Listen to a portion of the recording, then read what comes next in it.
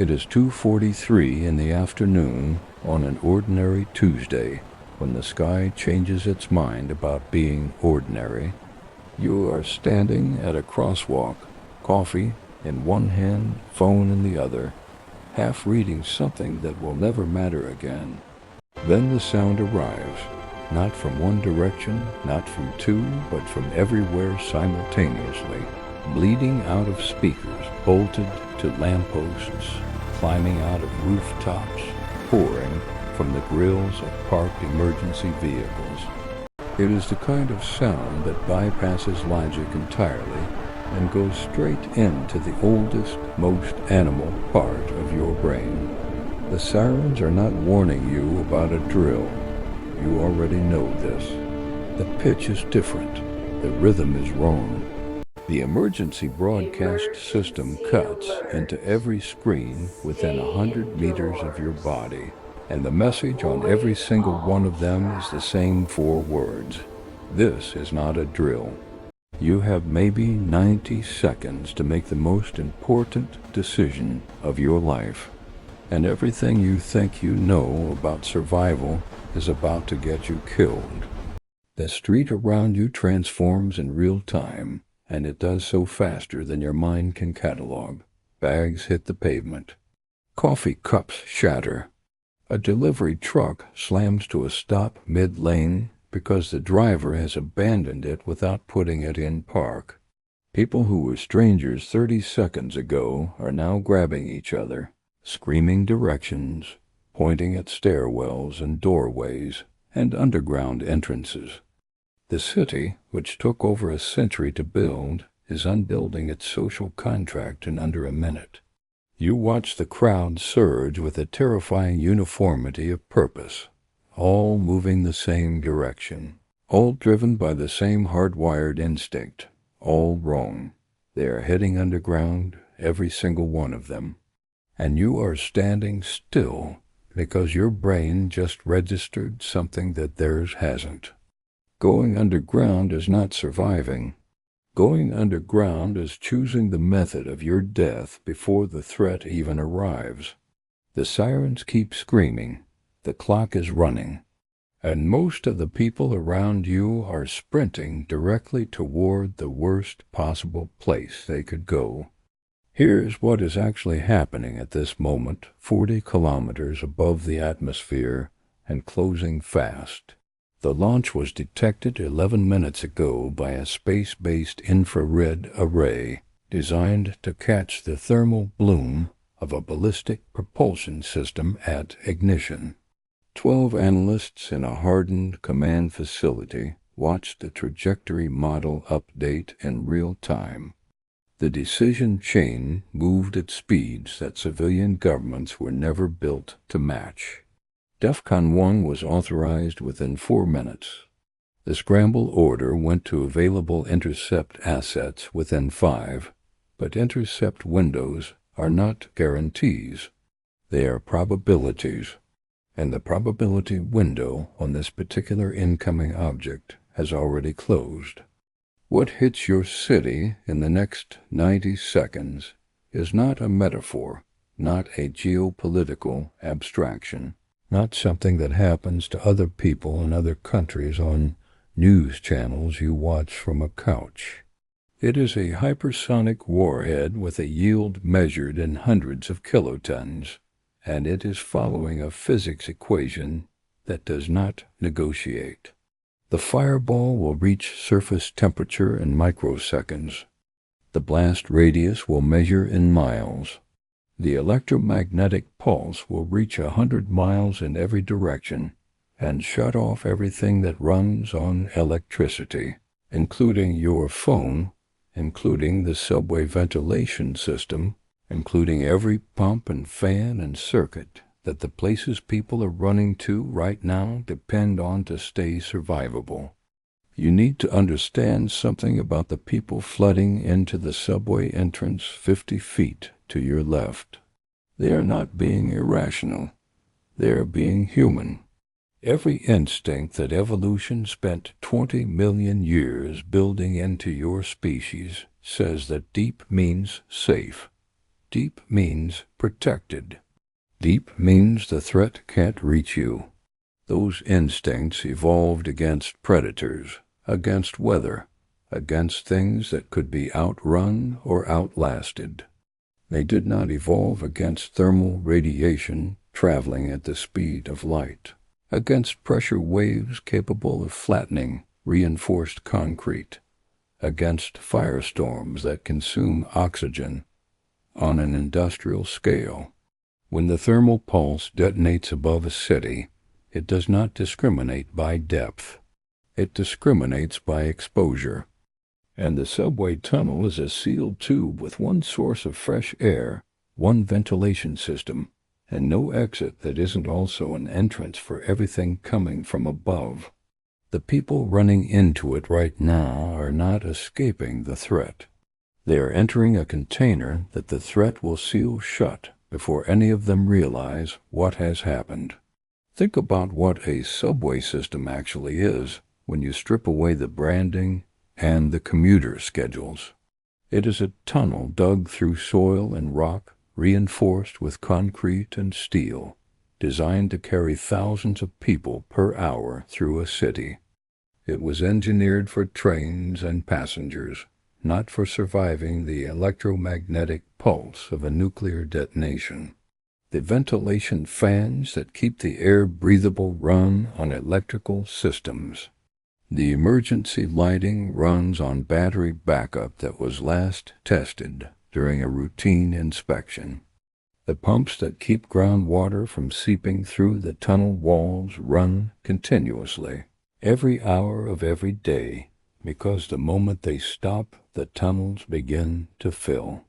When the EMP rolls across the city at the speed of light, every one of those systems dies simultaneously. The fans stop, the pumps stop, the lights go out. You are now standing in a tunnel with several hundred other people in complete darkness, with air that has no circulation, with walls that are beginning to absorb water from the ground above, and with exits that are about to be sealed by the debris of a city coming apart above you. This is not speculation. This is not a worst-case scenario. This is the mechanical inevitability of what happens to a sealed underground space when the infrastructure keeping it functional ceases to exist.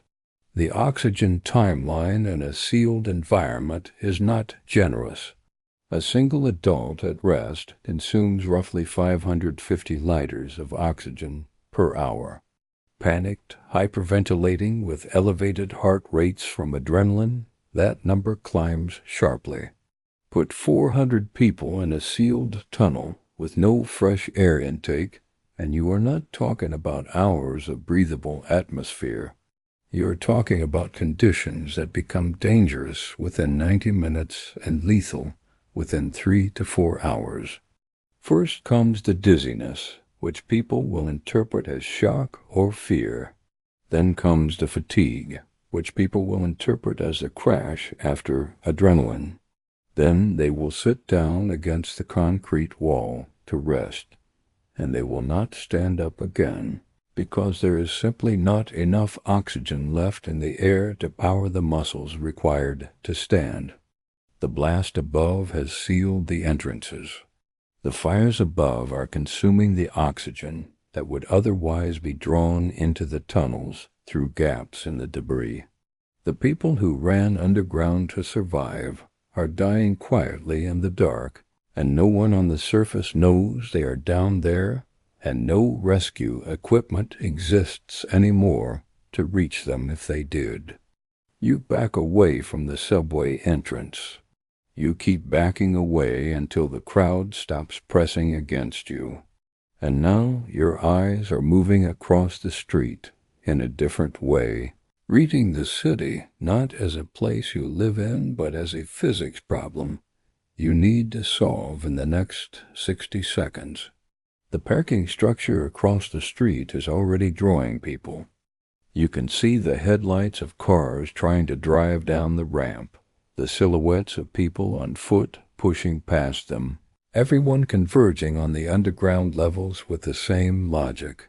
More concrete means more protection. Lower means safer. Underground means survival. Every single layer of that reasoning is wrong in a way that the people following it will not understand until it is too late to correct. The underground levels of a parking garage are sealed by design.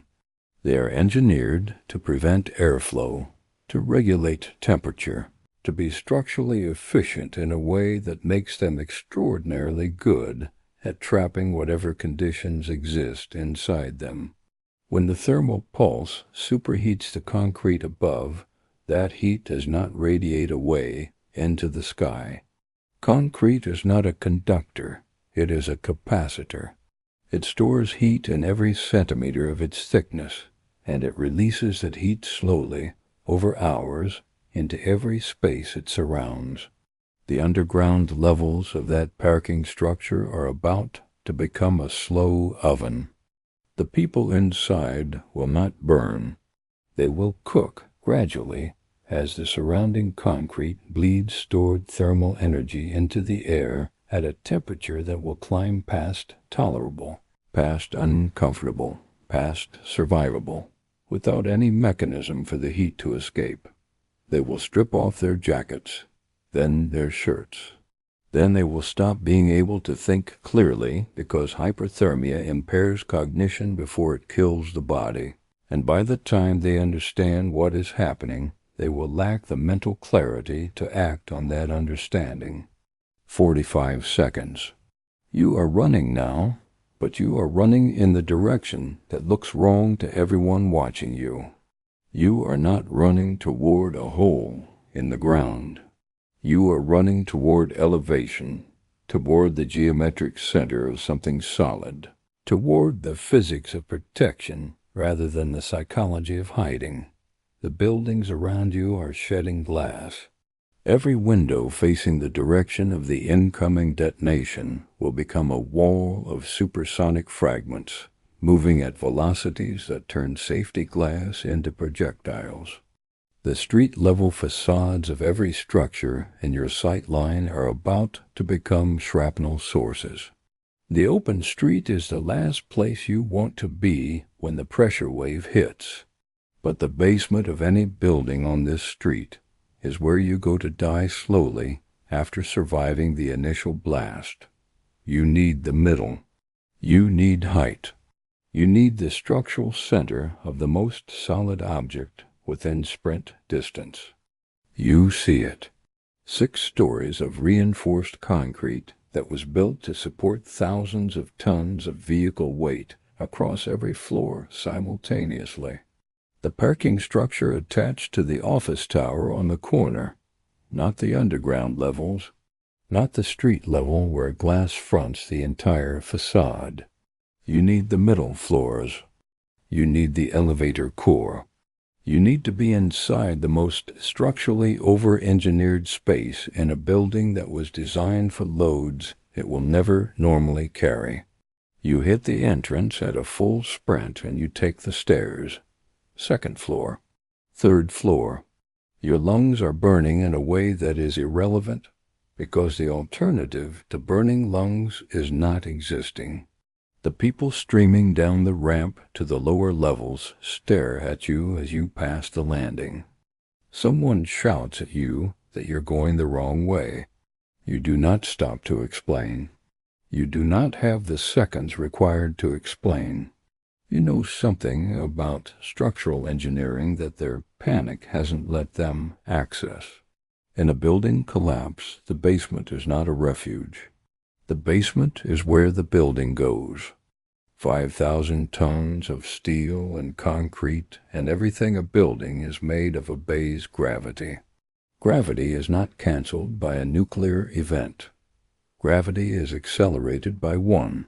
Everything above the basement floor is looking for the basement floor. If you are in it, you are underneath 5,000 tons of material that is trying to occupy the same space as your body. 4th floor.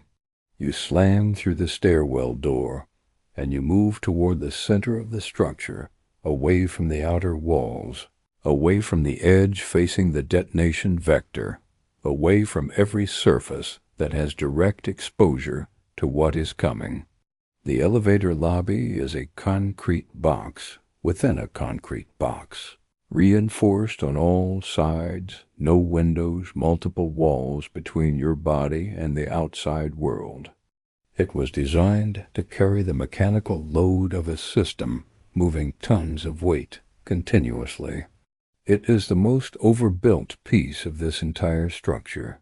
You slide down against the interior wall with your back against solid concrete, knees pulled to your chest, making yourself as small as possible. 20 seconds, maybe less. The flash does not arrive as light. It arrives as the elimination of shadow. Every surface in the universe simultaneously acquires the same illumination, as though someone has switched off the concept of shade. It lasts less than a second, but that second contains more radiant energy than any natural event you have ever experienced. Then comes the sound. Not the sharp crack of an explosion, but something far below that on the frequency scale, something that you feel in your teeth and your sternum and the fluid in your inner ear. Before you hear it with your eardrums, the building moves. Concrete, which you have trusted your entire life to be immovable, is moving. Dust falls from the ceiling in sheets. Something outside the elevator lobby crashes with a weight that shakes the floor under your hands.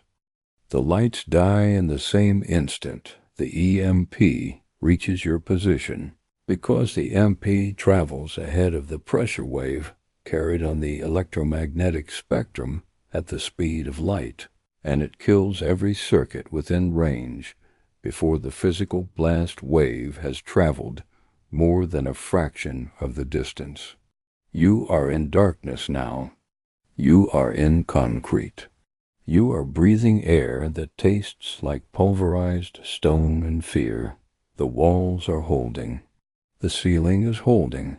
The floor is holding. You are shaking, and that is your nervous system running its damage assessment, and the results are coming back acceptable. Below you, somewhere in the darkness that now extends in every direction, the city is making decisions about its own structure. Glass has become part of the air. Steel beams are being asked to bear loads they were not rated for. Basements are receiving the weight of every floor above them simultaneously. The streets are impassable with debris. The subway entrances are sealed. The underground levels of every parking structure, every basement, every tunnel that filled with people following their instincts are now sealed containers with declining air quality and rising temperature and no mechanism for anyone to reach them. The electromagnetic pulse has ensured that every digital system, every rescue coordination network, every GPS tracker and emergency beacon and cellular network is gone. The rescuers that would come are not coming, because the rescuers are themselves surviving. The heavy machinery that would be needed to reach people buried under debris is itself buried under debris. The hospitals are without power, and power in a post-EMP environment does not come back on a timeline measured in hours. It comes back on a timeline measured in months, if it comes back at all. Hours pass in the concrete box on the 4th floor. You don't count them by clock, because the clock is dead. You count them by the quality of the air, which remains breathable, because you are not sealed, because there are gaps in the structure above you that allow some circulation, because the fires outside are creating pressure differential rather than oxygen vacuum at your elevation. The temperature rises but does not become lethal. The structural noise outside gradually shifts from acute chaos, the sound of things breaking, to the slower groan of things settling. The building is wounded. The city is wounded in a way that cities don't recover from. You know this without seeing it. You know it the way you know anything that has been made irreversible. When you eventually move from the elevator lobby, stepping through dust and debris toward a stairwell that still has its structural integrity, you see the city from the fourth floor in a way that confirms everything you already understood. The streets below are unnavigable. The underground entrances are buried. The thermal bloom on the horizon tells you where the center of the detonation was, and the pattern of destruction between that point and your position tells you about angles and blast vectors and the geometry of survival. Some of this city survived by accident. More of it survived by position. Almost none of it survived by instinct. The people who went underground followed their evolutionary programming and paid for it with the only thing they had to spend. You went up. You went center. You went toward structure instead of depth. And you are breathing. This is the lesson the Sirens teach if you are paying attention before they start. The threat has changed, but human instincts have not. For decades, people were told to run downstairs, hide underground, and wait for danger to pass. That advice was built for storms, fires, and violence stopped by walls. Nuclear destruction does not stop when walls close around you. It only slows when solid structure, distance, and elevation reduce the force of heat, pressure, and radiation. Going underground can trap people in sealed spaces where air disappears and heat builds. Survival has always been about geometry, not depth. The center of strong concrete above ground gives better odds than the bottom of a hole reached in panic. The world before the Sirens is gone. Power grids, communications, and supply chains collapsed after the electromagnetic shock. Fallout now drifts silently with the wind. Governments cannot answer because the systems that carried their voices are silent. You are not waiting for rescue. You are waiting for radiation outside to fall low enough to move. The next hours demand decisions made with little information and tired bodies. But one truth remains. You are still alive to choose what happens next.